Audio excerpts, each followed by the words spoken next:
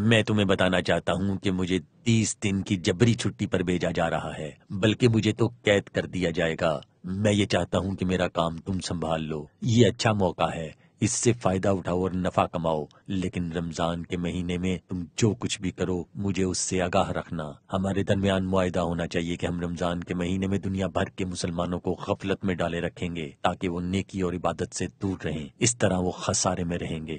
ضرور ضرور جناب، میں اس معاہدے پر قائم ہوں، بلکہ آپ کی توقع سے بڑھ کر کام کروں گا۔ تم کیا کرو گے؟ میں روزے کا سارا دن مسلمانوں کو مختلف ڈرامہ سیریل دیکھنے میں مصروف رکھوں گا اور انہیں عبادت سے دور کر دوں گا۔ ٹھیک ہے، بہت اچھا، تمہیں میری بات سمجھ آ گئی۔ غور سے سنو، تم تاریخی اور دینی موضوعات، سیرت، صحابہ اور خلفائے راشدین کی زندگیوں، اسلامی فتوحات کی تاریخ اور تاریخ اسلام پر ڈرامہ سیریل بناؤ تاکہ مسلمان ان میں دلچسپی لیں اور ان میں مگن ہو کر عبادت سے غافل ہو جائیں۔ آپ فکر نہ کریں، ہم نے اس طرح کے سینکڑوں کام کر لیے ہیں۔ ہم انہیں کھانے پکانے کی ترکیبیں، مزاحیہ خاکے، موسیقی کے پروگرام، نغمے، مختلف قسم کے مقابلے اور دیگر پروگرام دکھائیں گے۔ تمام ڈراموں، دوسرے پروگراموں اور مقابلوں میں ہم عورتوں کے ناچ گانے ڈال دیں گے، حتیٰ کہ اذان سے پہلے اور بعد میں بھی مختلف چیزوں کے اشتہارات کے نام پر نوجوان لڑکے اور لڑکیوں کے جھومنے کے ویڈیو کلپس دکھائیں گے۔ میں چاہتا ہوں مسلمان غفلت میں ڈوبے رہیں، غفلت میں ڈوبے رہیں۔ اس خاندان کو تو دیکھو، افطاری سے پہلے کا وقت ہے جو دعا کی قبولیت کی گھڑی ہے، مگر یہ لوگ خراٹے مار رہے ہیں۔ افطاری کے بعد تراویح کے بجائے ٹیلی ویژن دیکھتے رہتے ہیں۔ اس طرح سحری کا وقت ہو جاتا ہے جو عبادت اور دعا کی قبولیت کا وقت ہے، مگر یہ سحری ٹرانسمیشن دیکھتے رہتے ہیں۔ ہر گھر میں یہی حال ہونا چاہیے۔ میں چاہتا ہوں کہ مسلمان غفلت میں ڈوبے رہیں، غفلت میں ڈوبے رہیں۔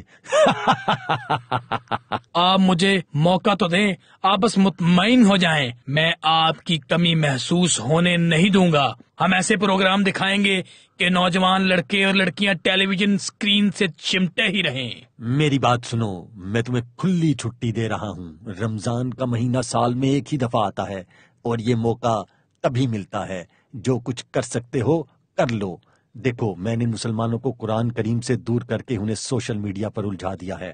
وہ قرآن کریم کی تلاوت اور اس کے معنوں پر غور و فکر نہیں کرتے، بلکہ لغو باتوں میں مصروف رہتے ہیں۔ تم گناہ اور برائی کی باتوں کو نیکی کے روپ میں پیش کرتے رہو۔ مسلمان گمراہ ہو کر اپنی طرف سے تو نیکی کے کام کریں گے، مگر اصل میں وہ گناہ کے کام ہوں گے، اور کوئی تمہیں برا بھی نہیں کہے گا۔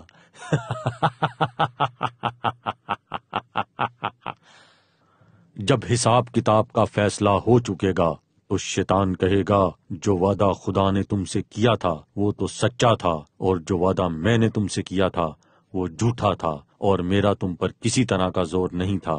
ہاں، میں نے تم کو گمراہی اور باطل کی طرف بلایا تو تم نے جلدی سے اور بے دلیل میرا کہا مان لیا۔ تو آج مجھے ملامت نہ کرو، اپنے آپ ہی کو ملامت کرو۔